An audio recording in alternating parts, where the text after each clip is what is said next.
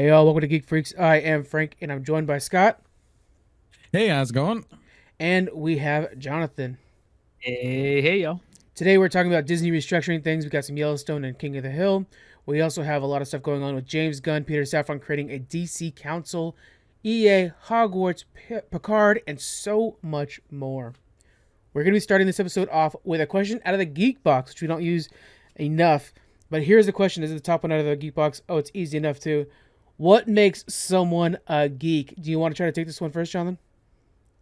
I think so. Yeah, we've talked about this before, and a lot of people get mixed up, in my opinion, at least. It's very, I think, subjective or whatever.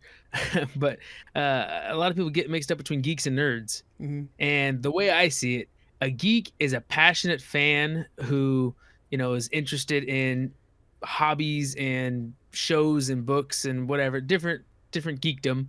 While a nerd is smart and an intellectual, likes to study science and things like that, which in a lot of cases, those overlap each other. And that's Yeah, great when they do. But somebody can totally be a geek without being a nerd and vice versa. I heard That's how I somebody see it. explain it really well too. Between the difference between geek and nerd is that a geek is sociable and will actually like hang out with others to talk about the fandom, while nerds will generally just kind of like, I'm gonna go like not do that and like read a book. So Yeah, I think there might be a little bit of difference there too. You know, Mhm. I what do you got there, agree. Scott? What's up, nerds?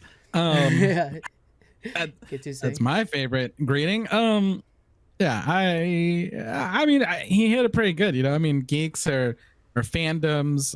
Maybe sometimes multiple fandoms. I would say that in the past, one sort of trait that defined them was that these fandoms were often not a common hobby. Yeah, Like your Trekkies back in the day. It was like, you're a geek, you're a nerd, you watch all that Star Trek, and you go to conventions dressed up like Captain Kirk.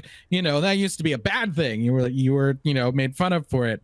Whereas I mean, these days it's like it's cool to be a geek. But yeah, other than that, I mean, Jonathan hit it pretty good. yeah. Yeah, nowadays, I mean, everybody's watching Marvel movies, which, if you said that Mhm. 30 years ago, would blow everybody's mind. But yeah, Marvel's like the biggest movies ever. It's pretty crazy. Let's Well, dive. they indoctrinated us with those X-Men cartoons. Yeah, oh yeah. As soon as they play that theme music, I'm hit. I'm hooked. I don't care what it's in front of. Like, hey Frank, you're gonna get a colonoscopy. Like, yeah, sure thing, doc. On my way. All right, don't tell my doctor that. All right, heading into the news, guys. We're gonna start with some quickies here. King of the Hill is coming back, and it is coming back thanks to Hulu. So it'll be a Hulu exclusive. I actually think Hulu is kind of like my favorite streaming service nowadays. I'm gonna shotgun through the a few of these here. We have Game Boy and Game Boy Advance is coming to the Switch, and then we have Yellowstone is looking probably going to be replacing Kevin Costner. It'll be Matthew McConaughey. It's going to be a whole new series, but Costner is out. And then we have, lastly, Amazon is making a Spider-Man Noir live-action series. We're not sure if Nick Cage is going to join on for this like he is in the animated version of it. Anything here that looks real spicy to you guys?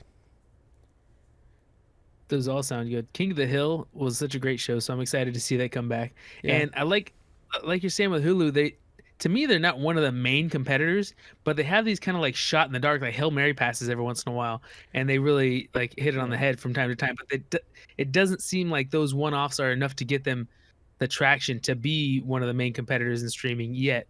But I think it's a matter of time before one of their shows becomes a huge hit, and then they get known as a main competitor. I think Netflix's bad choices they've made lately is gonna kind of bring them down and make a vacuum for competition to step up. So I'm hoping this is an opportunity for them to come up.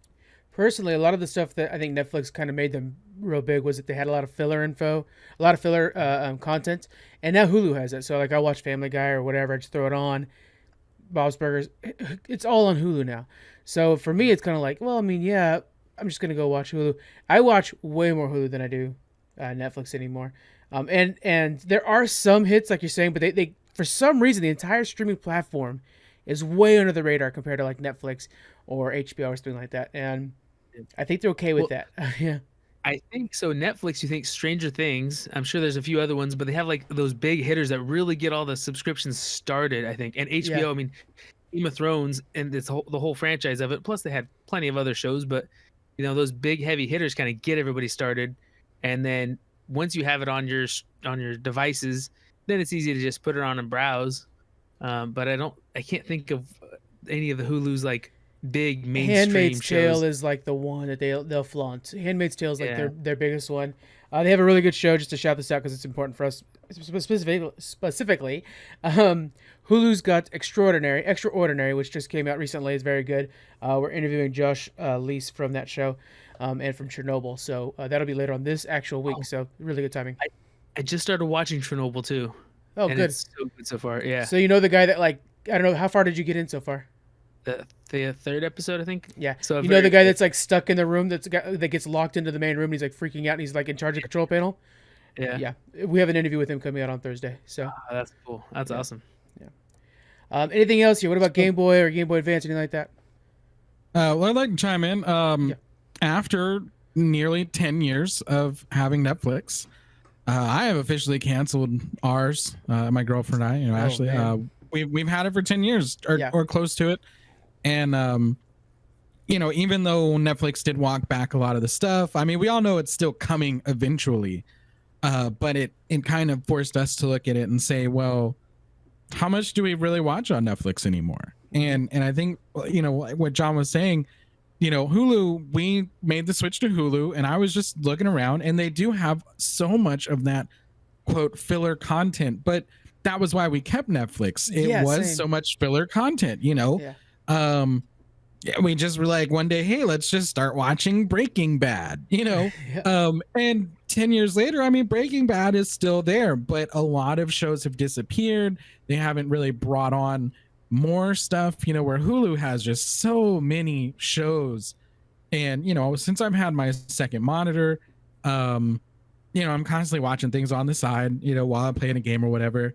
And I just find myself scrolling through Netflix, like searching for the crumbs of something to watch. And then they turn around and they start canceling like every show that I like. I know. And it's like, because it's not a Stranger Things or a Squid Games, they're not looking for these long lasting staples.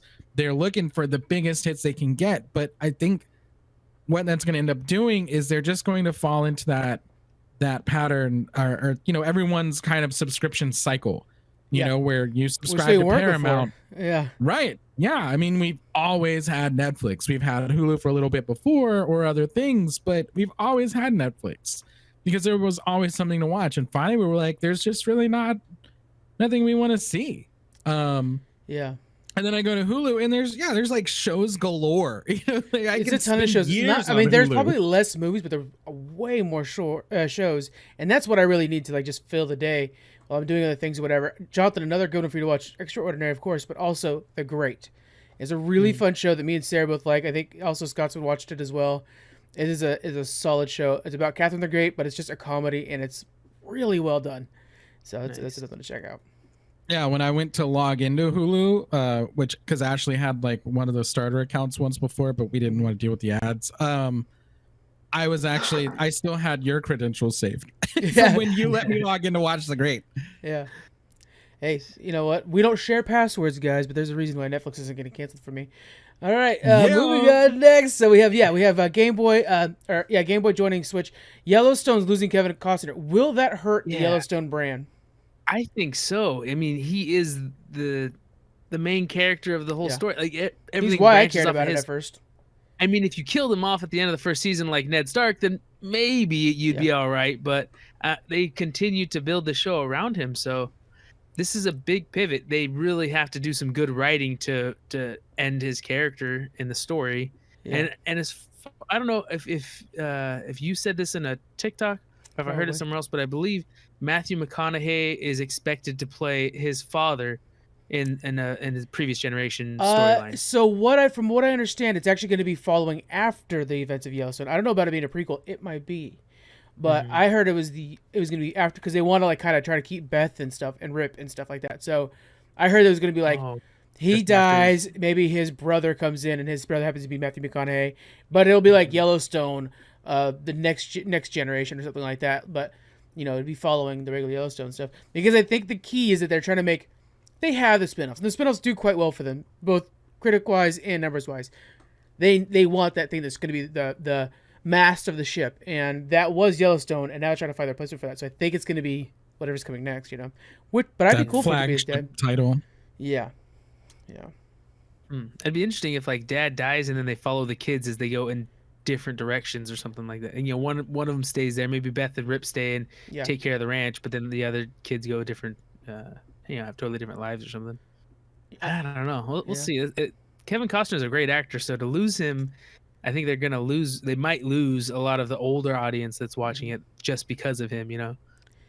So we'll see. There's a lot of people watching it for him. He's one of those guys that he's at an age now and he's so famous that he kind of just like doesn't care about the money, and that's what they ran into, because he's like, look, I got my own project going on. I'm pretty happy about that, and so he wanted to focus on that, and so he kept narrowing down the filming schedule that he was going to allow into this last season. He's like, I'm going to film for 1 week, so you guys figure it out. It's like, you can't ask us the entire show to do that. That's just not fair. And that's what he wanted. So it came down to like, it's just not going to work out between the two. Yeah, so normally I would say, I mean, it's Kevin Costner, right? Like, you can't just replace Kevin Costner and move on. But yeah, I mean, they picked Matthew McConaughey. Like, I mean, there's like even a bad movie with Matthew McConaughey is like still fun to watch because it's Matthew McConaughey. So, I mean, as long as they do a good ending, like a good send off, like John was saying, because fans can get pretty jaded about that, right? Like, the ending was terrible. I want nothing to do with this franchise anymore. So as long as they do a good ending for Kevin, I mean, I think Matthew McConaughey has a really good shot of, continuing on there. Yeah, he's so good in A Time to Kill. It's like such a good movie of his, with Samuel L. Jackson, where he's a lawyer. Whew. Yeah. Check it out, guys. All right, let's get into some of these bigger stories here. Disney is restructuring everything. This is after Bob Iger came back. He's cleaning things up. Now, of course, we've seen this across the tech sector and a lot of other sectors. They're preparing for a massive recession, so everybody's kind of really gearing up for this. Disney, what they just did is they laid off 7,000 employees, and they said their goal is to try to save $5.5 billion a year in expenses. So as we're going through this, think of what they're going to need to do that, because obviously 7,000 employees isn't it? They weren't paying their employees that good. Let's keep that in mind. So here's a couple things. First off, they announced that Avatar is going to be one of their new staple franchises. This puts it on par with like Star Wars and Marvel, meaning it is going to get a ride at Disneyland, yes. It'll also probably get spin-off series and stuff like that. It's going to be taken away from James Cameron is what that really means. I don't think he knows that yet, but guess what, buddy? That's what's going to happen. And then Disney's going to split their company into 3 parts. There's going to be Disney Entertainment that's going to deal with the media and streaming. ESPN's going to deal with sports stuff. And then they're going to have this one department that's just parks, experiences, and products. They also announced Toy Story 5, Frozen 3, Zootopia 2, and basically they're just going to be refocusing on what works already. So let's go back to this Avatar thing. Do you think Avatar is a big enough brand to become a new staple franchise for them? I think they're gambling on it because they already have 3 more movies slated to come out, right? So they definitely see the potential in it, and the audience was amazed with at least the first movie. The second one I don't think had the same reaction, but I think this is a big gamble on their end to push for it so much and like you're saying, add new theme park attractions and stuff like that for it. I personally don't think. I think it's a good movie, and I'm excited to see the other ones. But honestly, it'd be better to me as like an HBO series versus these big blockbuster movies that you got to wait 2-3 years, or more to see. So I don't know. And to do that, you got to you can't have James Cameron touch it because he puts way too much effort into his projects. Yeah. Good on you, buddy. And he's like, he badmouths both Star Wars and Marvel all the time for trying to make too much content. But if Disney's going to invest in you and try to make it one of their staple projects, guess what? That's exactly the machine that it just got fed to. So it's going to be making, Disney products now. I mean, it made $2.17 billion, so it did pretty well, I think, when you look at it as a numbers game, right? Okay. The first one was a pretty fantastic movie in a lot of ways. But the story was really simple. Like, it wasn't doing anything revolutionary there. It was more like a tech demo almost of what movies could be. And it was ridiculously expensive, but it did make a ridiculous amount of money. So, okay, cool. But I do remember back then everyone was like, oh, have you seen Avatar yet? Oh, have you seen Avatar yet? Yeah. And it was like, oh, I went to go see Avatar. Dude, I went to see Avatar 3 times in the IMAX theater. Yeah. I haven't seen that same energy with number 2. People may have been like, oh yeah, the first one was really good, let me go see the second one. But I don't think they're leaving with the same feeling they had before. Yeah. Only Squeaks is saying that. He's the one that's like on the corner with a big cardboard sign, like, go watch Avatar 2. He's crazy about it. Yeah, I think what they're looking for is they're looking for something to kind of fill maybe a revenue stream. I don't know. Marvel has struggled lately, and we all know that. Phase 4. So maybe they're trying to hedge their bets. Like, well, if we invest in Avatar, we can kind of have two things going, and if Marvel doesn't do as great as we hoped it would, we still have something on the side. But I don't know. It's such a niche project, and I think if James Cameron isn't touching it and making it as stupendous and big and fantastic as it was, well, then what's the point, really? Yeah. Because that was what really pulled people in about it. What I think could be done with this, and I've been thinking for a while now how well this could have been done with Star Wars in the beginning, if it had been embraced as much as it is now and had the funding that Disney has. But if this Avatar series of movies does really take off, and they'll broaden their reach and have all kinds of Avatar merch and maybe spin-off little animated series and stuff like that, but they'll get Avatar all over Disney. But what they could do with this is open an entirely separate theme park. Imagine how cool an Avatar theme park where you walk through and it looks like you're in the jungles of Na'vi or Pandora. Yeah, and there's animatronics or VR headsets where while you're in there, augmented reality, you're seeing their animals and the people and stuff like that.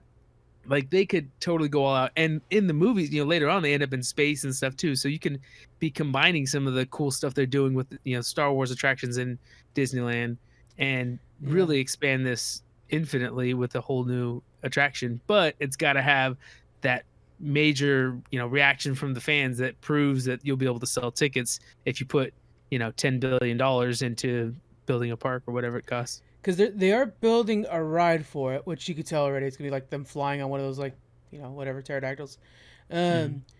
So I wonder if they would expand that into a world, because the floating rocks thing I think would look very cool too, and Disney could figure that out.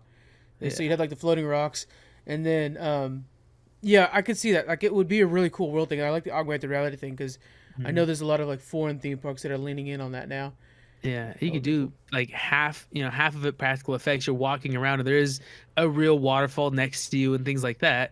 But the creatures and the floating rocks and a lot of it can be augmented reality. And they, with the technology they have now, I'm sure they can blend it very, realistically. That'd be really cool. All right, moving on to this next part here with Toy Story 5, Frozen 3, Zootopia 2. Is there any excitement left in you for these projects? I like all. I mean, Frozen not so much, but Toy Story 5 totally, and Zootopia 2 especially. I think I'll probably watch that one first. That one is the only one to me that's got me interested. To me, I think Toy Story 5 is.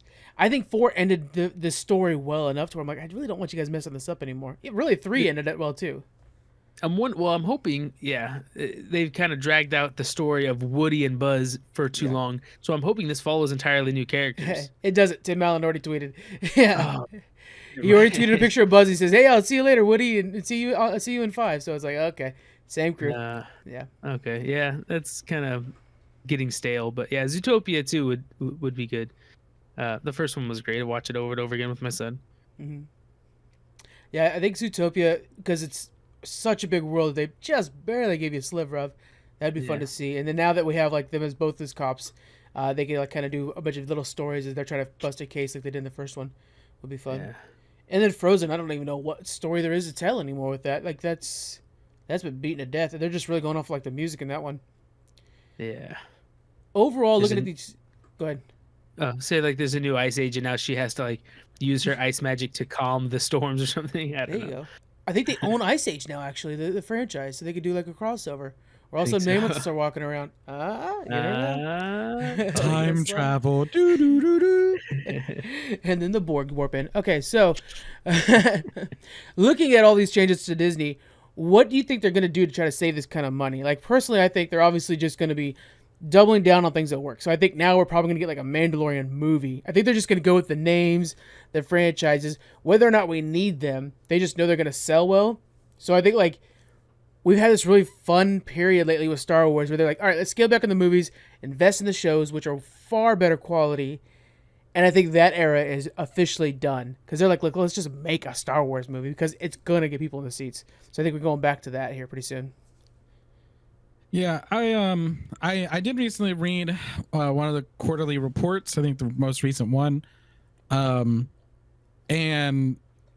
the parks did pretty well. Yeah. In fact, that's pretty much where all of their revenue, their profit is coming from at this point. So yeah, I would look to see a lot of focus on the parks because that's their bread and butter right now. We're probably going to see some shakeups with Disney Plus. I think the Disney Plus paid releases may change. I don't know how profitable that has been for them, but Disney Plus itself is apparently not doing as great as they hoped. Yeah. And of course, the movie business is what it is these days. But I think, going to the movies and stuff has bounced back for the moment, but streaming isn't going away either. So I think they've got some landmines to kind of navigate. But yeah, I think they're going to, like you say, well, I would say they were going to stick to staples like Star Wars, Marvel, because even bad Marvel is still Marvel and people will watch it. Yeah. But then again, they're investing a whole lot in Avatar, which I feel is a really big gamble. So, we may see something crazy come out. But yeah, I mean, Toy Story 5 feels pretty safe. Frozen 3, kids love Frozen. They'll watch it. Yeah. I mean, Disney, more traditional Disney movies will do well, period. Yeah, we're going to get another Lion King live action something or other, probably. So yeah, I think we're going to do Star Wars movie into like the Marvel front too. I was happy that we like took death seriously for once in Marvel. I now more than ever think Iron Man's around the corner again. Like there's no way that they're not gonna be like, look, we need to make up, we need to make up for $8 billion. Can we just bring in Tony Stark again and just get this money back immediately? I think that's gonna happen. So what do you think, John? Yeah, I could totally see them doing that, like a surprise revival of Iron Man, really just to make the money. Yeah. But I think I kind of agree with what Scott's saying is like the parks, I could see them totally increasing the prices of admission to parks by like 15 or 20%. God. Yeah. They're already outrageous, but the parks are packed. I mean, if you're at 100% capacity, increase the prices until you're at 95% capacity and then keep it there because why not? The people want it enough to pay. That's supply and demand. Unfortunately, I don't want to pay that much, and I'm going soon. But you're going. Yeah. You might not want to pay that much, but your wife definitely does. It's just like until it stops going through. Well, it's a shame, by the way, real quick. Kyle's going the week before you. He's like there right now, really? so it's like, oh man, it's too bad you guys couldn't match up. But yeah. Yeah. So. And then Disney Plus, I could very easily see them breaking it up into. I mean, because we expect a recession to come. Everybody's expecting one, preparing for it, like we see with the layoffs. I could see instead of just jacking up the price of Disney Plus, breaking it into a tiered system where the base subscription would be like $5.99 or $6.99, and it just has enough to entertain your kids, just regular regular cartoons, series, and old movies and stuff like that. They just put Bluey on there, they'll sell it. Yeah. All you need is Bluey, really, for me at least. But then, two other tiers where the top tier, the platinum or whatever, the Genie Plus version, you will get all the new movies like a week after they're in theaters. Yeah. They're kind of playing with that idea where you pay extra to see it as soon as it's in the theaters or whatever. So I think having a Disney Plus branch that does that Well, would like be worth they it. own Hulu, and Hulu has ad supported and not ad supported as the two tiers. So maybe Yep. we can get like Mandalorian with ads, which feels gross, but maybe that's what they would do. You know? I kind of miss commercials sometimes. As weird as it is, I don't like the tailored commercials, but I miss seeing like the random like trailers of movies that are coming up or TV shows that I've never heard of and things like that. But I don't want another deodorant commercial or something. Not to That's distract you, weird. then I got an idea for this. So I kind of tried it once. What do you think of if we have a separate TikTok channel that is just all trailers for video games and movies? Yeah, that'd be great. That's Okay. where I see most trailers is through the Geek Freaks TikTok channel, anyways. Well, those right now I put them on the main feed like when they're like the only like the first Ant-Man trailer or something like that. But there's Yeah. like a lot of Ant-Man trailers that show more information. So I'm like, I kind of don't want to bog down the regular Geek Freaks headlines channel. So I don't know. Maybe we'll do something like that. We've tried it before. TikTok is not a fan of it, and YouTube is really not a fan of it. YouTube's really where we're getting a lot bigger. TikTok's kind of slowing down a little bit. But yeah, so that might be something to think about. Okay, just thinking about it. There's always something going on. I mean, and there is also the option of, I think we go back to things you stay subscribed to and why. And the answer is a lot of times that filler content. And I feel like Disney doesn't necessarily have that. If you have kids, sure, right? There's plenty of things on Disney kids will want to watch. But Oh, I like gargoyles. I mean, fair, right? But you don't need Disney Plus. I don't need Disney Plus all year to watch gargoyles. True, I have them Right. all on DVD. And I mean, me, Taff, Daniel, we're all adults without kids. I mean, Daniel sort of has one, right? But so other than I really want to watch Marvel movies or whatever. I mean, why would we have Disney Plus? So, Disney owning Hulu, maybe Hulu and Disney. I do know they have like a package deal They do, you can get like with ESPN Hulu, too. Disney, ESPN, but it's like $90. I think that's too much. They've lowered it down substantially now. It's like $20 for all three of those now. It's really close now. I wonder if they will either try to buy non-Disney content to kind of round out the Disney Plus library, or if we'll see just kind of like a merging of the Disney Hulu apps. I don't know, but That obviously they're saying it's not sustainable for some reason. People just aren't watching it. But them picking up these other media companies, I think, is important to notice. If they add things like WandaVision, Mandalorian, Andor to a Hulu type base of an app, you would delete Netflix.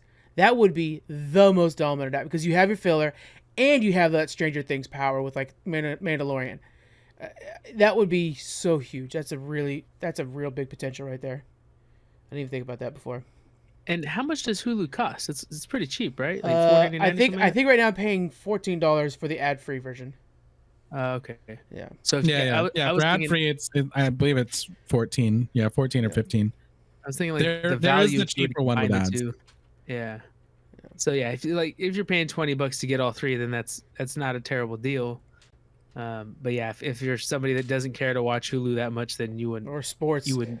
Yeah. Yeah. Any sports. ESPN's the outlier on that. ESPN's having a hard time with that one. Yeah. All right, let's go ahead and move on to the next thing here. We've learned more about, James Gunn and Peter Safran reassembling the DC. And I know it feels like we're talking about it every time, but I also see those listens, and you guys are clicking for the DC stuff, so don't be mad at me. It's what you're into. So let's talk about this council he built up. We just found out about this from an interview. And basically, he's assembled this, Super Friends to kind of like bounce ideas. And what they're doing is they're building this 10-year story so that everything that comes out is in this 10-year story.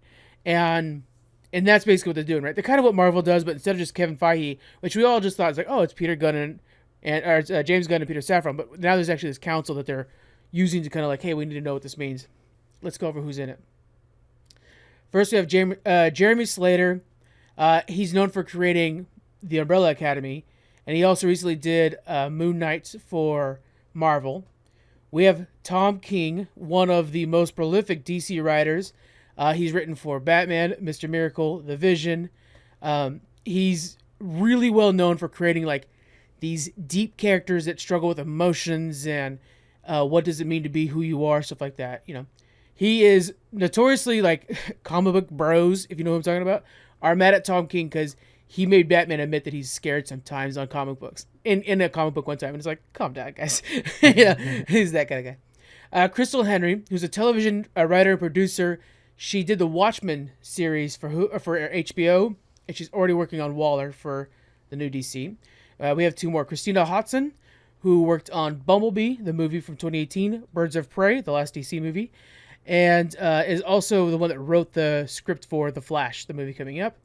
And then we have Drew Goddard, the last one here, who did Cloverfield in 2008, The Martian with Matt Damon, and Bad Times at the what was this called? Sorry, Bad Times at the El Real. So he kind of does these old school shoot 'em up Hollywood movies. He takes chances, but he kind of just makes those like solid, like almost like Steven Spielberg kind of Hollywood movies, Based on this team, what can we kind of see of going forward for the DC universe? What are they trying to aim at? These guys it seems like a diverse crowd, which is smart to have people with different skill sets together. And obviously a lot of, superhero experience or, comic book experience in here. Mm-hmm. So yeah, it seems like a good team to not be get tunnel vision or be, one-sided. Yeah. Is there anything you're picking up here, Scott? I think the challenge for DC is and has been from the beginning of the DCEU. How do we do what Disney does without copying Marvel, right? Because then people are like, you're just copying Disney's Marvel and it's terrible anyway, even though I've seen every movie, but I'm not going to say that, because there's all these Marvel haters, but they've seen every Iron Man, So I think, they tried different things during the Justice League, kind of era, and it was supposed to be, it's just going to be people making movies about DC, and there wasn't much of a plan, and that sounded great on the surface, but as we see, it just kind of came together not very well. I personally believe they were just some off casting choices, and the story really suffered because it just didn't feel very, very coherent. So I think their choice to kind of go with this team that is going to build 10 years is very smart. We can have something that's organized and makes sense, that flows. But they're also doing their what is it, other sides or whatever projects, so that movies that have done well, like the Batman, can flourish and grow, and people don't feel like they're stuck in this box of this 10-year plan. But what I see here, I think the comic book writer is very important. Because even though, and I'm upset about it, they're starting out with Superman and Batman movies. Well, you gotta set up the main guys. I mean, yeah, they're definitely gonna do that. It just I've had so much Superman and Batman in my life. Okay, and it just feels such like, oh, here we go again. Because how did the DCEU start? A Superman movie and then a Batman Superman movie. It was just. And to be honest, Batman versus Superman sucks, and I don't care who I offend with that. Okay, it was a bad movie. Snyderverse bros, get out of here! Yeah, and so it's like just more Superman, more Batman. Yeah. And as much as I like Batman, and I've grown to like Superman over the years, I'd like to see something different, and I hope that with these kind of fringe, I don't want to say fringe like they're unpopular, but they're not. Watchmen is not, it ain't Superman, an Umbrella Project. Well, specifically is not the show Batman. Too. The show actually was like, let's try to build on what Alan Moore did, not try to just retell it like they did with, I think it was Zack Snyder. The Watchmen movie. Made the Watchmen movie. Now I'm thinking about it. But yeah, they actually tried to make something new, which I think was very good. It was kind of like a social awareness thing as well. So it kind of had two bends to it, but I think it was very good. But yeah, that is something new. Like, with Tom King, who makes these characters, I think personally, out of what we're seeing here, is they're going to go character first. So, okay, so yeah, if you look at Tom King, his books, again, those comic book pros might not like it, but really, Mr. Miracle, he makes these complex characters that will shatter themselves and rebuild themselves, and you're watching the character. They happen to be slugging somebody at the same time, so cool. And then you look at somebody like, Watchmen does that as well to a degree. But if we look at Jeremy Slater, who was somebody who was really big on this roster, and one of the first people they talked to, actually Tom King as well. If you guys watch Umbrella Academy, if you watch how that's made, they develop these characters, they give them unique personalities, and then they're just like, hey, the end of the world is coming in 7 days. Let's sit back and watch what these characters do with each other. That's how that show works. And it takes somebody who knows how to write character really well. And I think that's what they're focusing on going in DC going forward, because I've seen Batman 100 times. But now that we're getting him with Damon Wayne and the Bat Family, I want to see you write a good Batman as a dad story. And that takes this team right here. It doesn't take somebody who's like, yeah, but let's see what Batman does with all his gadgets. Who cares? We already seen that. Let's show something new. And I think we might have the right team for that. Yeah, I think DCU really suffers from just bad storytelling. You know, I mean, that's what it really boils down to. We can watch Superman and Zod fight all the time, and whatever. Superman and Batman fight plenty, you know, but it doesn't matter if the story sucks. Yeah. And I feel like that was just a pervasive problem throughout the entire franchise. And with some of these people, maybe we will get better stories. And with Tom King, we can see some, you know, more unique comic book characters that we haven't actually seen 10 times before. Yeah, some of the ones that we have already planned, like the Lanterns, we haven't seen enough of. So the Green Lanterns are getting basically their own true detective story. Freaking cool. And we're getting, you know, the Authority, a whole new team that basically is going to be like Watchmen, but mixed with Guardians of the Galaxy. It's going to be pretty cool. Jonathan, earlier you were saying something about like how Marvel started this way, but if we remember, the MCU started with Iron Man, which isn't necessarily like, it's not their Spider-Man, it's not their Captain America. Yeah, he was kind of deep cuts. Like he's one of the, you know, Avengers. Yeah. Yeah, he had his own comics probably at some point, but he wasn't, you know, their flagship by no means. He's kind of like Martian the Manhunter. Yeah, he's kind of that level. And that's what I was thinking, is like, if you really want to try to do what they did, find somebody who's, you know, kind of on the radar, but not mainstream enough to be well known, and with good writing. We have to, you know, flush them out and make them a new star, and just wrap everything around, you know, have the rest of DC follow them. But yeah, to continue, you know, trying to push the Superman and Batman stuff, it's been done too much.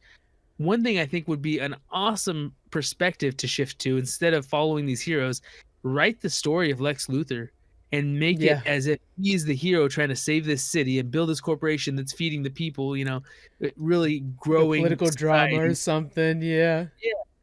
Yes, you build him up, please. Sorry. And then you see like his building is being destroyed when Superman's saving one person that's committing suicide in the process anyways. You know, it's like, what the hell's going on here? Why are you destroying my whole building to save somebody? You know, it's like, it would be really cool to see that perspective of Superman villainized. And then, you know, over time, you switch roles. You start to show the corruption between the two of them fighting, that actually Superman's misunderstood, and Lex Luthor, you know, you could slowly turn around. It'd be a really cool story. You could kind of do the Homelander story from The Boys with Lex Luthor, where like Homelander from the last 2 seasons, where he's kind of like becoming this political figure now. You could easily do that with Lex Luthor, and it would be so good. You just got to cast the right guy. But that is a really good option there, John. You're please do not cast Jesse Eisenberg as Lex Luthor ever again, please. Bryan Cranston was on the short list too, and they ended up going with Jesse Eisenberg. Talk about a mistake. Cranston would have been epic. Even if he was playing the same version, he would have done better. Jonathan, check this out. So me and Thomas were talking about this, and you know, because you and I were talking about it. Carlos Esposito. Yeah. Giancarlo Esposito, there it is. He's possibly going to be our new Professor X, right? That's kind of the idea going around. What if Bryan Cranston was our Magneto? Oh, so that'd be interesting. Breaking Bad. He would be a different Magneto than we're used to, but I think it'd be pretty cool. I want to see it. All right. You know, go ahead. I was just saying, you know, I'm not a big Superman fan. I think Superman's mostly boring. But I did watch Smallville back in the day, and it did give me a new appreciation for Superman, you know, a much longer story. But I really, really enjoyed Lex Luthor. I just knew like the Lex Luthor from that one Superman movie that no one really cared what he was doing anyway in. Yeah. And then like watching Smallville, I really, really enjoyed the Lex Luthor character and the Green Arrow character. Which, I mean, who the fuck heard about Green Arrow before the Arrow TV show, you know? Yeah. But I was like, this guy Oliver Queen, I really like him. He's, you know, they had a good actor, and casting is so important. You know why Iron Man did well? Because it was just a fun movie with a like perfect Tony Stark. They got a hell of a deal on him too, because he was hot off of freaking rehab. They got a hell of a good deal on him, and all of a sudden it was like, hey, remember this guy that was big in the early '90s? Here he's back, and luckily that worked out because they got a bargain, and all of a sudden they made him a freaking superstar again. That was amazing turnaround. Anything else out of DC before we head off to? We're gonna go right into Hogwarts Legacy.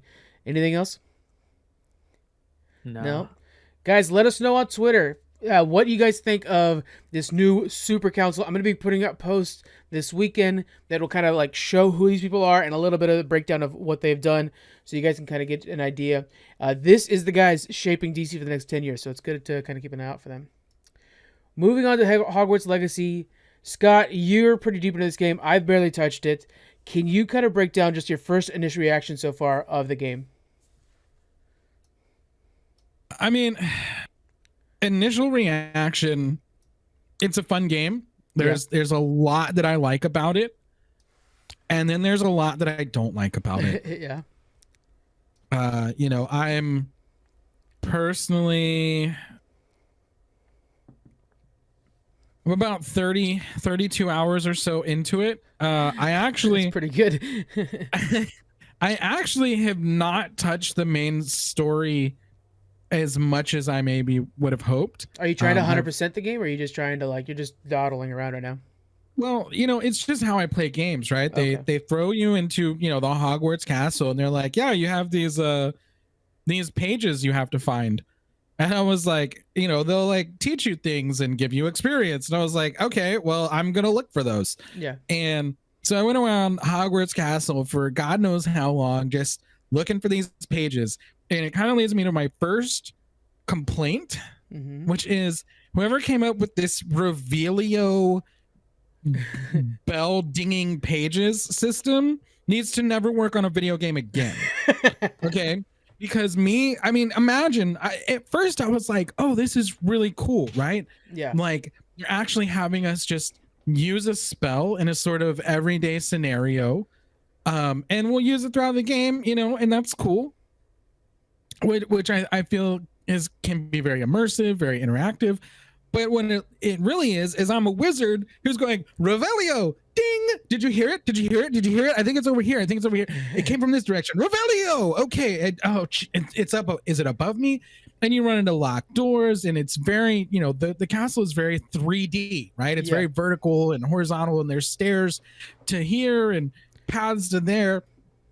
And so I spent so long just looking for these stupid pages and solving these stupid puzzle doors, and just I spend so much time just run around anywhere casting Revelio that it really feels like it takes me out of the game.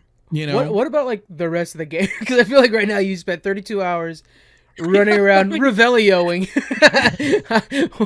what do you think about like combat and stuff like that? So, all right, I'll go with my pros first, right? And I will preface this with, I think it does a lot of things really well. Okay. I'm having fun with it. I'm giving it overall currently a 7 out of 10. Due to what it does well, I feel it does very well. But so my pros are, you know, it's big, you know. Yeah. I like open world games, which part of my frustration is I like to go through each section, right? Like you play Far Cry, or Assassin's Creed, and you go up into the tower and you reveal a section. I'm like, I'm gonna do all the side stuff in this section and then go on to the next section, right? That's not how you play Hogwarts Legacy. You'll drive yourself insane. I know. So that's kind of my fault. All right, fine. I'll take that one. But the map's huge. The castle is huge. Everything has this very big grand feeling, you know, grand staircases, vaulted ceilings, you know, even, you know, you go to these ramshackle destroyed castles in the countryside, and, you know, you get down into their basements, and it's, you know, giant pillars, and everything feels really good to just kind of travel around. Cool. And I think it looks great. Obviously, a lot of people are having a lot of graphics issues. It's a lot of game, for a lot of PCs out there. It's true. Yeah. I'm one of them. Hopefully some optimization patches come, but that's launch day blues, and it is what it is. I also feel that as you play through the game, there's a lot of games where by the end of the game you feel a little bit stronger, but like maybe you just didn't really feel like the Jedi you wanted to feel like. It's not scaling up very well. Okay. Some games are just like that. I think Hogwarts Legacy does a great job of, as you progress, you feel like more of a badass. That's cool. And by the end of it, hopefully I will feel like the most badass dark wizard Slytherin that ever walked the earth. I knew you were going to go an evil bastard. I knew you were going to do that. You weren't going to go like, hey guys, watch me be like the Mr. Rogers of the Slytherin house. Let me see how this goes. No, you're going to go with full jerk mode. Yeah, I mean, I want to feel awesome by the end of this game. I want to feel like I'm ready to go out and conquer the world. And I think it does that pretty well. There's plenty of spells, leading into combat. I think it's fun.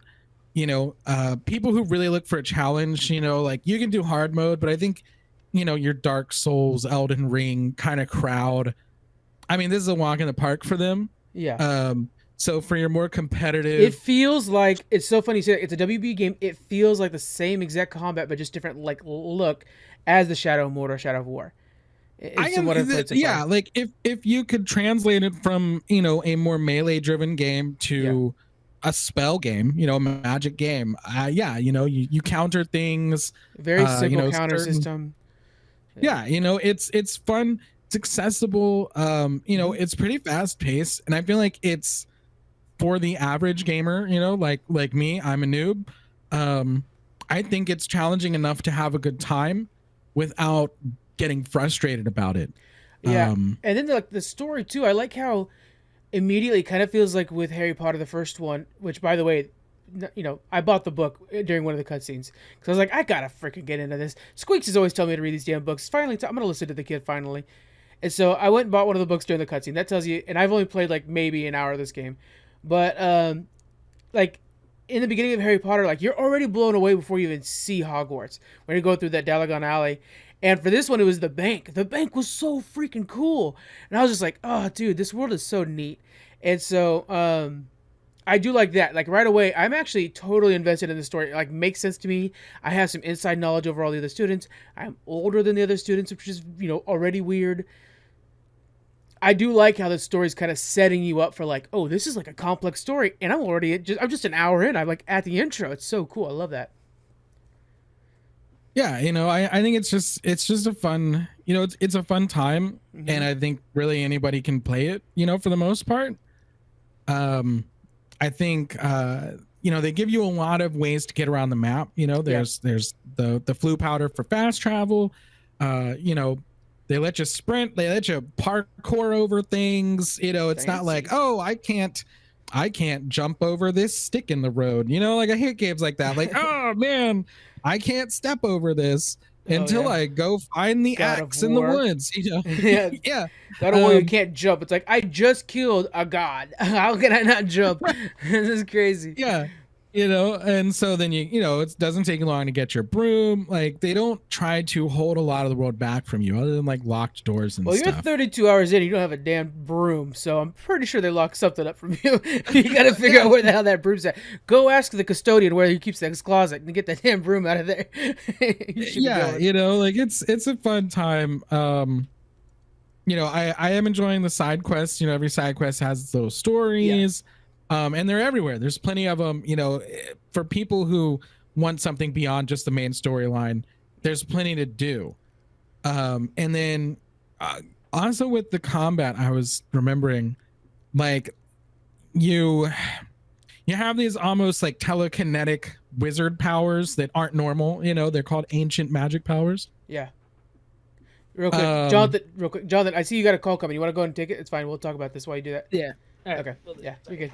It's probably Susan's wife. Go ahead. Oh man. And so there's you can learn Expelliarmus, right? Eventually, so you're like, like Harry Potter, he's always like Expelliarmus, and you knock their weapon out of their hand, and then you can use your special power to magically throw their weapon back at them. So the time when you like Expelliarmus someone's giant axe and then throw it back at them and just like murder them feels great. Do you feel like you're like, if you're trying to be good, because right now you're going full on like, hey, I'm the next Voldemort, or I'm actually pre-Voldemort, but do you think it would be as rewarding to play this game without trying to be an evil wizard? I mean, like I'm not. There are ways. You just threw somebody's axe at them, so don't tell me you're not trying to be an evil wizard. Whoa. They were trying to kill me first. All right. He was trying to show you this cool new axe he just got. Well, I mean, I saw it. You saw it up close. I don't know what to tell you. I mean, there are options in the quest where like you can help somebody. And you get to them, they're like, oh, thanks a lot for this. And you can be like, yeah, no problem. And you can be like, I think I deserve a reward. Or you can, not give them the item. Okay. There are ways to be a dick.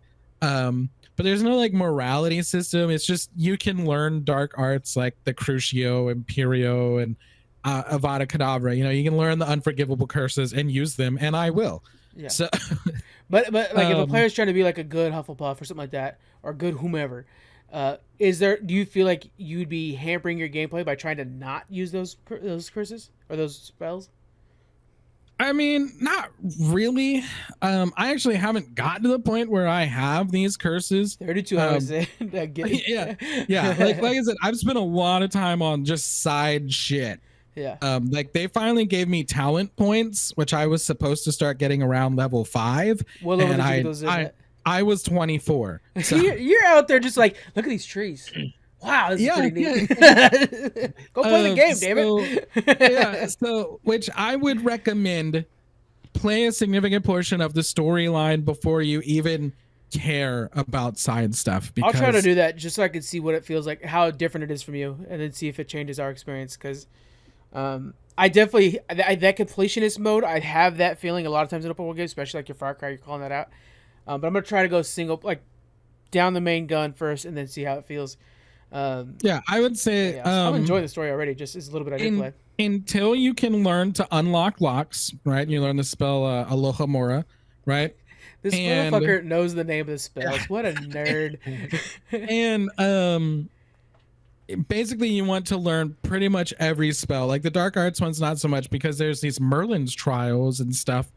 Some things you need certain spells for. So if you're running around like, I'm going to do these side collectible things and you don't have the spell, you're going to start it up and be like, I can't do this, So interesting. That's what I would do. Like if you want to then take a break and be like, no, I want to go explore and get the side things and try to be a little completionist, like that's fine. Okay.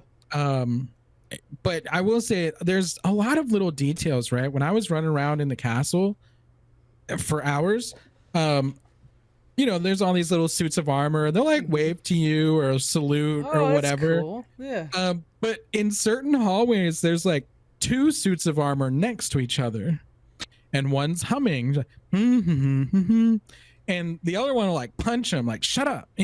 That's cool. Like we're supposed to be suits of armor. Shut up, dude. Yeah. Like we're supposed to be professionals, and if you go by them enough times, eventually the one that's been hitting the other one like goes postal and like takes his mace and just bashes the shit out of him. What? Oh, that is like the first thing I do when I see one of those armors. I'm gonna be like just like making laps to see what happens. Oh, what? Yeah, it's like little things like that really do stink out. Now that makes it feel like Harry Potter the movie. Just that wonderment, that like magic is real. It's in this movie. I like that. That kind of makes that feel possible in this game too. Yeah, I think there's a lot of that to go around. There's just a lot of frustration. One, the flying controls are they feel weird. Yeah. Like dragon flying in WoW, for example, right? You use your mouse, you aim, you boost, whatever, and it feels great. It feels very fluid. Mm-hmm. They've gone with a I mean, I'm sure it's for controllers basically. It really is, a WASD kind of side to side, but then control space, control spacebar, wow. ascend and descend, Yeah. right? Which sometimes feels weird, It's like a especially 'cause helicopter sometimes, controls, yeah. yeah, but then sometimes after you descend, it feels like you're still actually like tilted up, and then the camera is kind of, I think you've probably noticed it's off, like Yeah. this offside over the shoulder, Mhm. which makes it hard to line up objectives sometimes on the I see. broom because you're kind of looking at it from an angle, you know. Yeah. I just really feel like the flying could have been really cleaned up, and it's fun, and I'm glad that we have a good Harry Potter game where you can like actually fly around on your broom and on A lot a of people are saying griffin. that. Yeah. A lot of people were like, this is the first good like Harry Potter game. For a world this big, you think they would have tried a bunch of times. They only tried like when the movies were out. They didn't really try a bunch of times, and people are really happy with this so far. Yeah, I just feel like for all that, I mean, you could have given us, you know, decent flight feel, which Yeah. also leads to why is there no Quidditch? That is a huge controversy. And I like how Simon Pegg's character right away was like, there's no Quidditch this year. So you right away, they disappoint everybody like the first time you see Yeah. Simon Pegg. Yeah, what And I was like, that's crazy. But yeah, people are like, this needs to be the first thing you guys add to this game. Or the sequel needs to be like, and now with Quidditch, you know? Something like yeah, that. you know, I mean, it's how can you give us this big of a game with, although I have my issues with it, it's still it's a solid flight system. I Yeah. just have issues with the controls. I just think they feel bad. But I mean, hey, it's there. Yeah. Can you let me play Quidditch with it? Yeah. You know, there is a level cap. You cannot learn every talent. Yeah, something to keep in mind. Okay. I hate that. I don't know why single player games do that. If I want to be an expert in plants and dark arts, okay, let me do that. Let me be, you know, Neville Longbottom plus also Voldemort. All right, if that's what I want to do, I don't understand why. Weird sounding. Yeah, I don't know why people want, like, gaming companies continually want to add these just artificial limits on things. It's a single player game. Who cares, right? And eventually, so if you ever allow modding, someone's just gonna do a mod that adds talent. It'll be the points, first one. right? That and they'll like make a fake Quidditch. Yeah, that's gonna be the first things that are added. You know, I mean, Cyberpunk did it. Hell, I mean, Skyrim did it back in the day, right? That you actually could run out of perk points, and then they came up with a kind of trash system to fix that. Yeah. Because people are like, why can't I learn every perk? If I'm willing to put in the work to get the experience, to get everything, I should be able to do that. Yeah. What you do? What do you say? Have you tried it with controller at all? That's kind of like the main thing I want to know, because I know that there's a lot of like this was designed for the PS5. Have you tried it with the controller? No. No. Okay. I'm gonna try it on my Steam Deck. I downloaded it on the Steam Deck. I haven't tried it yet, but I'm gonna try it on the Steam Deck and see. Me at its heart, like, I mean, it spells. Sure, there's a target lock system, but there's like a, you know, kind of like look around and you can either target lock or kind of have a soft lock where when you look at a different target, that's what you're supposed to target. That. Yeah, it felt good. So for me, I want to play that with a mouse, right? It's like an FPS basically, and I play FPSs with a mouse. I don't know. That's me. I will say lock opening sucks, right? You learn how to open locks finally. You're like, finally, I can get through all these doors I couldn't get through before, right? So you go to a lock, you cast a spell, starts a little mini game. The mini game is not hard. The mini game requires no skill. And you have to do the mini game every time you open a lock, and there are like hundreds of them. Yeah. Yeah. Why? Yeah. Stop. Yeah, there should be at a certain point, like once you've learned it, like, okay, I got it now. What's the button to just get this done? Another mod that'll be added to the game. You know, a lot of things are quality of life, but one thing I really, really think affects the game in a negative way is, at first it feels like a puzzle game, like a puzzle adventure game. But then you find out there's really no depth to the puzzles. They don't change much, but you have to do millions of them.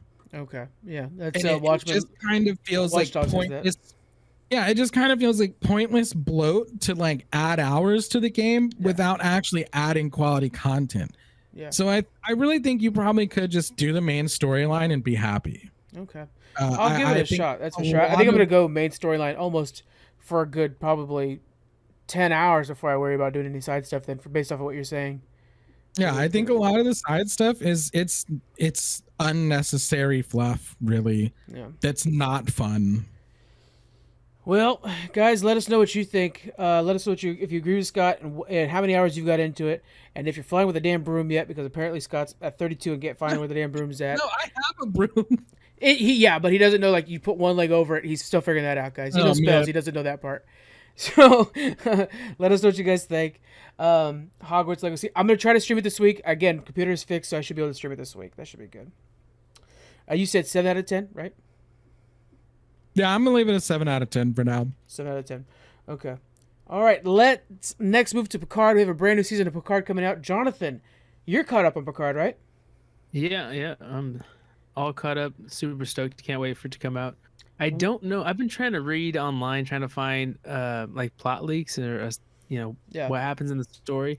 I spent a good while reading something that I'm pretty sure is completely inaccurate. But I am easily tricked by fake news on the internet. You were so convinced at Iron Man 4. Oh boy. Right? I mean, it looked pretty legit. And then I've seen those Avatar Last Airbender trailers. It's like, that looks, I would go watch that in theaters. I mean, if these fans would just release their stuff in theaters, I'll go watch it. I would too. But yeah, I mean, as far as I know from the trailer, I didn't sit there and do a scene-by-scene analysis and stuff, so I don't know what the plot has in it. But we see all the original crew comes back together in the Enterprise from Next Generation, so that'll be great. The synopsis, if you want to know, it's kind of funny, might be good, I don't know, of what I was just reading on Reddit, was that it's all about Worf and how those Klingons, I don't remember if it was in one of the movies or the beginning of a series, those Klingons that were like mutated, they were a little bit different, they looked different, genetically altered. That effect was dishonoring to all Klingons from then on out, like that they tried to genetically modify and then it ruined their bloodlines and whatnot. So it starts supposedly from this story. It starts with Worf on Deep Space Nine with Bashir and O'Brien, and they're talking about their things they've been in and stuff like that, and how they've done time travel at different times. And they get to the topic of that, and Worf's like, I need to do something to clear my people's name, to remove the stain of honor on my people or whatever. And so he's like, now we have the ability to time travel. Why do I not use it? We've seen in Picard that it doesn't ruin anything or whatever. So so he puts together a plan, I guess, of how they're going to go back in time and prevent the Klingons from doing these experiments that ruin their DNA. And but somehow in the process, there's a battle that ensues, and probably between him and other Klingons or whatever. The two other guys that are with him are murdered. So he flees and finds his other crew, gets Picard and calls for all the crew to come together. And then together they time travel back and try to prevent this genetic alteration. There's no way that's going to happen. They just did an entire season of time travel. Yeah. So I was reading this, I was like, this just doesn't seem right. And then I start reading other comments below it, and it's just like, oh yeah. So somebody was just shooting that other ass, I think. But the detail they had in it was like, oh man, this is pretty believable. And then once you get further down, it's like, yeah, no, this is too much. I remember reading a leaked, quote unquote, episode 7 script for Star Wars, and it was all about like how Luke and Leia's son were going to come back, and Luke's son was going to be the new Darth Vader, and he's going to have Darth Vader clones, and it was like, this sounds dope. And it was like, oh, that's right, it's all bullshit. Yeah. What I do love though is you see them on a set in the trailer. It doesn't look like it's not. They're definitely not the Rios, I think was the name of the ship from before. No, I think it's the Stargazer. Oh, okay. Yeah. I was just say it might just be another newer generation of Enterprise ship, but either way, whatever it is, it looks more modern and super clean. Like they put a lot of money into it. So excited to see that, and they're all in new updated uniforms and stuff. So from Picard season 2, what we know that they have to finish, they have to button these things up. And one of the things, like, I'm normally an optimistic guy. So when these guys are complaining about, in Discovery season 1, the Klingons don't look right, I'm like, calm down, guys. But at the end of season 2 of Picard, the Borg joined Federation. They joined the Federation. And I'm Yeah. like right away, like throwing my dog at the TV because I'm so pissed off. I'm like, there's no chance in hell Janeway would burn Earth to the ground before she let that happen. Like, there's just no way. But Yeah. so that's where it ended off. That basically the Borg are now not nice guys, but a lot nicer guys. They're joined to the Yeah. Federation temporarily, at least, and they're led by the Doctor, which that alone I don't like either. And they're teaming up to take out whatever like threw a transwarp portal at them. Like somebody threw a big ass black hole at them essentially that was going to destroy all the Alpha Quadrant, and then like the Borg and Alpha and Federation teamed up to stop it. And so the idea is like this is going to be the future of that. And I'm it so was, I unhappy. think they kind of the way she stated at the end was like we'll be the guard on watch. Like the Borg will be the protectors Of the Federation. of the galaxy. Like they're now active security for everybody. Like that was a major change real quick. So yeah, that might need a little more ironing out of some of the creases. Yeah, if this better be like, oh, because the time travel shit that Picard did, this is a separate universe. Because when I saw that, I was so upset. Now I want like, okay, because they came back with like, hey, by the way, the Borg are joining the Federation. I want Janeway to start a brand new Maquis that's out there rampaging around. Well, it wouldn't be that easy, that peaceful. No. Now that the Borg are, turned off kill mode, now all the people who were affected by the Borg for so long are like, oh, good, a happy little puppy that I can go drown because you killed so many of my family, destroyed my whole planet. Now, they're gonna attack the Borg when they're peaceful. Well, yeah, and when they came back and like one of the ensigns was like, "Where's Captain Rios?" So that means that everybody knows everything from both timelines because Rios is one and one not in the other. So then you're like, so just at a flip of a switch, all of a sudden, like, guys, we can trust the Borg now. No way. It's just that upset me so much. So, okay, that being said, and I can stop ranting a little bit. This new season, we have to have a reason to get the gang back together. And what we know from the trailers, it's to save Crusher, Dr. Crusher. So there's going to be something to do with that, right? But they got to button up this Borg storyline. It's just too big to leave hanging out there. And we know that the Stargazer is going to be back. And we know that because our friend John Kirk, you're the one that talked with him, he just interviewed the new captain for the Stargazer. So it's not even going to be 7 or 9, which got a field promotion in the last episode. So it's going to be a whole new captain. Yeah, it's going to be interesting. I mean, I'm excited to see it. It comes out on the 16th, which is probably just a couple days from when this episode's aired. But yeah, it'll be good. I'm going to, make a whole day of watching it for sure. What is it that you want? This is the final episode, by the way, of Picard. Go ahead and ask your question, but then also, what is it you want this to do to like button up the Picard storyline completely? So I was just gonna ask you if we're gonna record a special episode after the first episode, maybe after the season to kind of recap it or something like that. We'll do one after the season. We might do something with Challenge Accepted as well, but we'll definitely do one for after the season for Geek Freaks. Okay, but yeah, I can't think of a good. I mean, I've seen a lot of Next Generation, but I haven't seen all of them for sure. So I'm not the best person to ask. Kevin would probably know this a lot better than me, but I don't know of what good story arc we could really have, honestly, to, because you're saying goodbye to all these characters is what it is. You're getting that closure. And would they kill them? Would they have like this, I kind of want them to, not to be mean, but like that would be a proper ending. Yeah. They have to save humanity and to do it the Enterprise. I mean, because so many dozens of times the Enterprise and all of its crew are on the brink of death to save even, a lost cause or some planet they don't know or a single, ship in the horizon or whatever. They'll risk their life and it always comes through successful. So maybe this is like a big push, a final hurrah, and they succeed in saving millions, billions, trillions, whatever, but they do have to sacrifice themselves in the process. I could see something like that, but I don't know. It hopefully, I mean, I'm hoping they get their best writers on this or have had, because it's a big deal to say bye to all of these, amazing characters. And if you really mess this up, it's going to be a big punch to Paramount, I believe. We have a lot of good series, a lot of shows based on Star Trek right now, but these are the characters that all those shows were built after.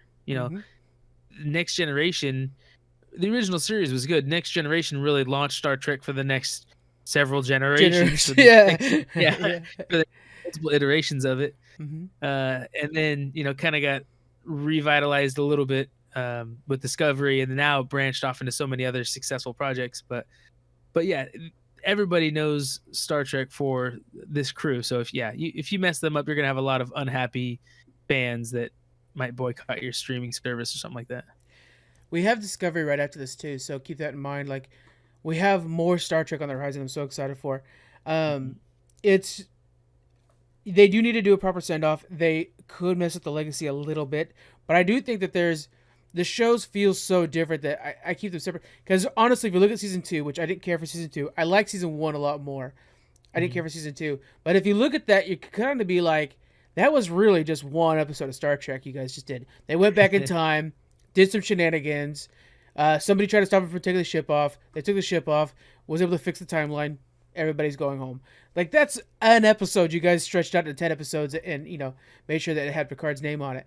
So, like, they fluff it up so much with, like, caring about, Picard's mom, and which was good, sure, but, like, man, I got shit to do today, so let's You get want to see past a, it. a more fast-paced story that progresses more throughout the season. Which is why Strange New World is, like, the best right now, because Yeah. it's like, you're in, you're out, you're thinking about the episode all day, like, it's that good of a sci-fi story. Yeah. When Picard, I'm just like, man, this is a bit of a slog fest, and that's not great. I'm hoping they fix that with this next, and I think they did, because, like, this cast is super good, and hopefully we get a little bit of Wesley coming back too, because he's like part of the Travelers now, and that Mhm. could be its own thing, which I think could be But like kind of a cool side story. yeah, we did the whole time travel thing in the last one too, so hopefully it's not like you're saying, if yeah, hopefully it's not the same thing, a rinse and repeat. Yeah, they just set up the fact that they're bringing back the cast and they're talking about saving Beverly Crusher. It's Mhm. odd because it's like, you guys set up something huge. Like, again, Borg are part of the Federation right now. You have to fix that somehow. You Yeah. can't just go off to go save Beverly Crusher and leave this big gap over here. Like, that's enough to start a series. So I'm hoping that we somehow find a way to button that up properly. I don't know. Yeah. It's gonna be tough. But yeah, so we'll talk about it here on Geek Freaks when the show is done, when the season's done, and it'll be actually the end of the show as well. But Jonathan, let's talk a little bit about Trek Freaks. Why they won't be able to listen to it on Trek Freaks? You want to kind of discuss Uh, that? yeah, let's get into that a little bit.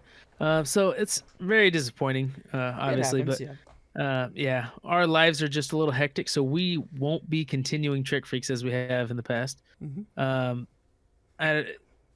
I, if you've been listening to us, you know some about our lives, but I've had a son in the last couple of years, and just podcasting in general with a young child in the house is hard. But now Kevin, fortunately, is gonna be facing the same struggles soon.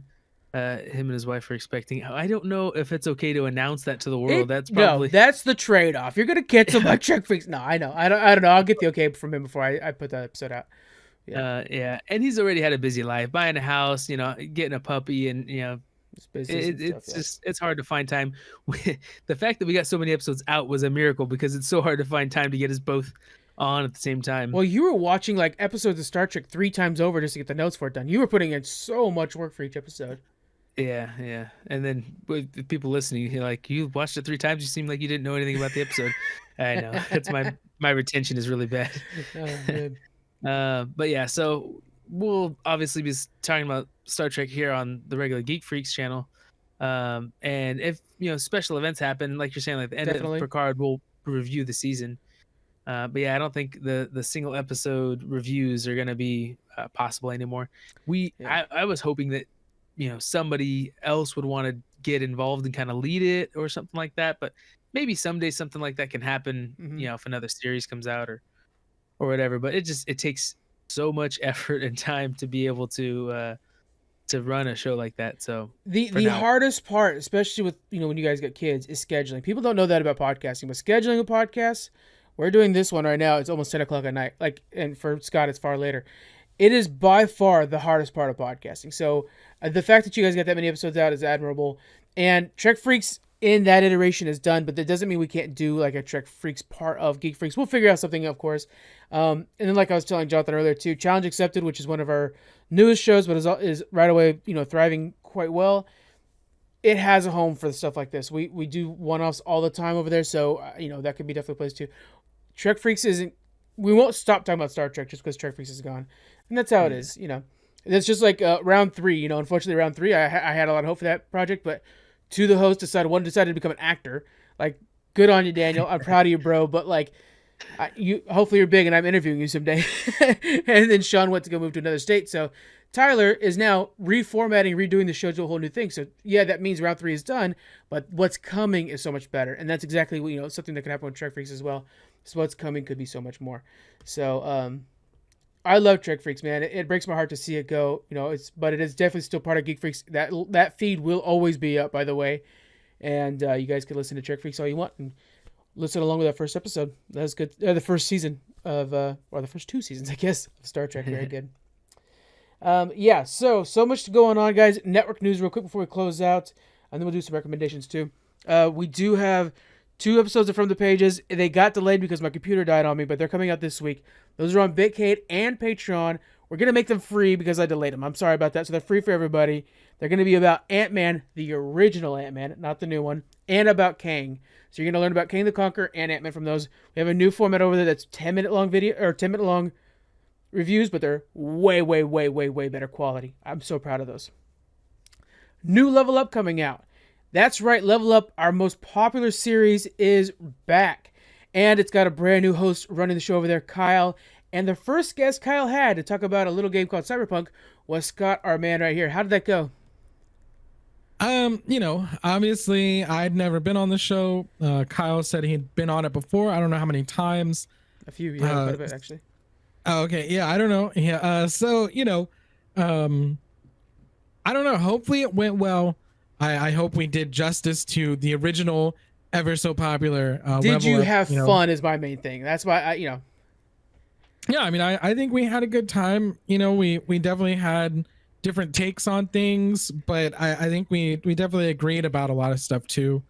And honestly, everyone should go listen to it, because I think if you were on the fence, about Cyberpunk, we clear up a lot of questions for people.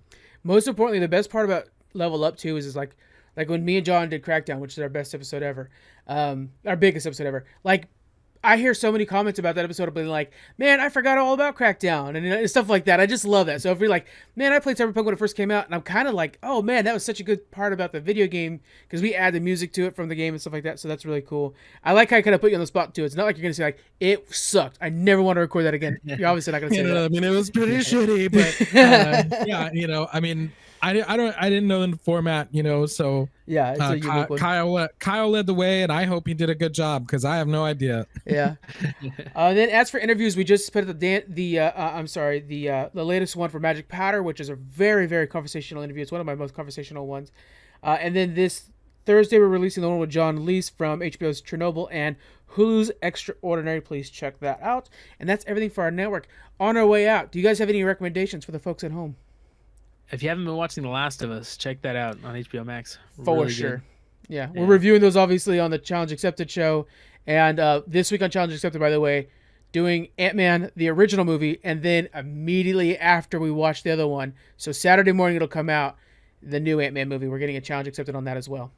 You know what's cool is I just watched the first Ant-Man movie. I had seen like the beginning of it. I never finished it before, and I actually liked it. I thought it was pretty good. So I'm gonna watch the second one. I want to definitely watch it before the new movie. I've only seen it once. That blew Thomas away. I guess he watches like all the Marvel movies like multiple times, and I'm like, I did Iron Man, but these newer ones I haven't really watched like on repeat, and so I'm excited to see it again because I want to give it a little more of a fair chance. Have you seen the second one? Yeah, I did. Yeah, with Ghost. Yeah, it was the bad guy. Okay. I liked that one because that was one of the first Marvel villains that was like, oh, this isn't fully a bad person. And now they lean in on that, but yeah. Nice. It's good. And yeah, so check that out, guys. Everything should be good. Oh, what's your recommendation? You got anything, Scott? If you're looking for a game to play, I'd say hit up Hogwarts Legacy. I think it's worth it. Yeah. I'm going to throw out there Game of Thrones. So we just reviewed Game of Thrones over at Challenge Accepted. We did because we picked one episode, we challenged each other to, and I challenged Thomas to Battle of the Bastards episode from Game of Thrones. And that was like pouring molten steel in my veins, because now I'm just like, I got to watch all of Game of Thrones again. It was so good. And so I'm just high on the supply right now, and I'm watch Game of Thrones. And I've also got a Minecraft wallpaper that's also just getting me like, I really should be playing Minecraft again. So I'm stuck in like 2019 right now, boys. I've been itching to play Minecraft too. I got in the other day. I just logged into my personal save and I walked around. I was like, well, I don't know what to do. I kind of want to restart. Yeah. There's haven't something done it about yet. starting fresh always feels super good about Minecraft, you Yeah. know? So It's the struggle. It's the Yeah. struggling to survive that makes it fun. we might be playing Minecraft together, guys. Keep that in mind. Yep. Like I don't have enough to do. I think this time I'll just live with one of you guys, and you guys can give me work orders. Look at that. I already got a little bitch to go tell me to get iron. All right. Thank you very much for hanging out with us, guys. We'll see you guys next week. Bye. Bye. Bye. See you later, nerds.